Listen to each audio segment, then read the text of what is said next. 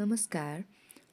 हामीले प्रयोग गरिरहने फेसबुक, युट्युब, टिकटक र इन्स्टाग्रामबाट आफूलाई चाहिने भिडियोहरू कसरी डाउनलोड गर्ने भनेर धेरैमध्ये एउटा सजिलो उपाय आज बताउन गइरहेको छु।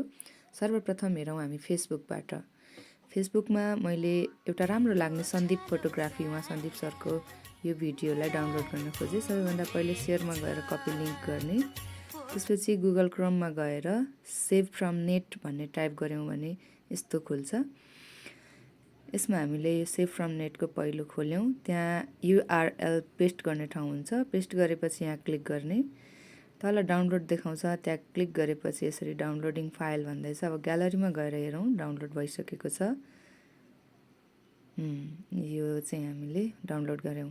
यसै गरेर युट्युबमा जाउँ। युट्युबमा मैले राखेको एउटा भिडियो कसरी म भुलेँ भन्ने यो एउटा गीत छ।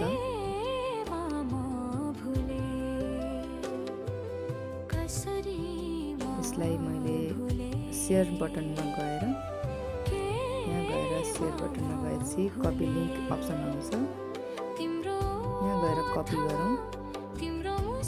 आफ्नो लिङ्क कपी गर्ने, कपी गरिसकेपछि अब हामी फेरि यसलाई क्लोज गरेर न्यू ट्याबमा जाउँ।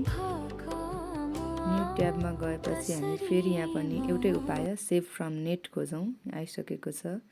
यहाँ गइसकेपछि अघि मोबाइलमा गरेको जस्तै पेस्ट गर्ने आफ्नो लिङ्कलाई, डाउनलोड बटनमा क्लिक गर्ने। यहाँ तल डाउनलोडका थरी अप्सन आउँछ, आफूलाई मन लागेको कुनै एउटा अप्सन रोज्ने। यहाँ विज्ञापन आउँछ, फेरि अघिकै ट्याबमा आइहाल्ने। धेरैपल्ट विज्ञापन आएकै गर्छ, तर अघिकै ट्याबमा हामी चाहिँ गइहाल्नुपर्छ। र डाउनलोडको अप्सन थिचिसकेपछि त्यो डाउनलोड हुन्छ। यो डाउनलोड भइसकेको छ। ग्यालरीमा गरेरौँ डाउनलोड्समा, यहाँ आइसकेको छ।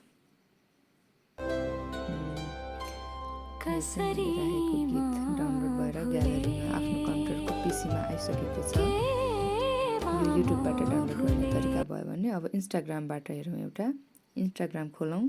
यहाँ एउटा जर्मिनेसनको राम्रो भिडियो लाग्यो, यसको सेयर बटनमा जाउँ, यहाँ लिङ्क कपी गरौँ।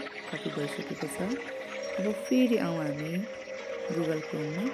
गुगल क्रोममा गएर फेरि अघिकै प्रोसेस गयौँ भने हामीलाई आउँछ। फेरि लिङ्क कपी गर्ने, डाउनलोड गर्ने, सेम प्रोसेस, डाउनलोड गर्ने। डाउनलोड बटनमा क्लिक गरिसकेपछि एकैछिनमा यो डाउनलोडिङ भनेर ग्यालरीमा आइसकेको छ। ग्यालरीमा हेर्दा देख्न सकिन्छ जर्मिनेसनको यो भिडियो। हजुर, यस्तै गरेर विभिन्न सामाजिक सञ्जालहरूबाट थरी तरिकाहरूबाट भिडियो आफूलाई डाउनलोड गर्न सकिन्छ, आफूलाई आवश्यक परे अनुसार। तर यसमा कपिराइटको भन्ने ख्याल राख्नुपर्छ। म आफू चाहिँ शिक्षक र प्रशिक्षक भएको कारण मैले कुनै पनि भिडियो हालेर, डाउनलोड गरेर हालेर त्यहाँबाट पैसा कमाउने भन्ने उद्देश्य हुँदैन।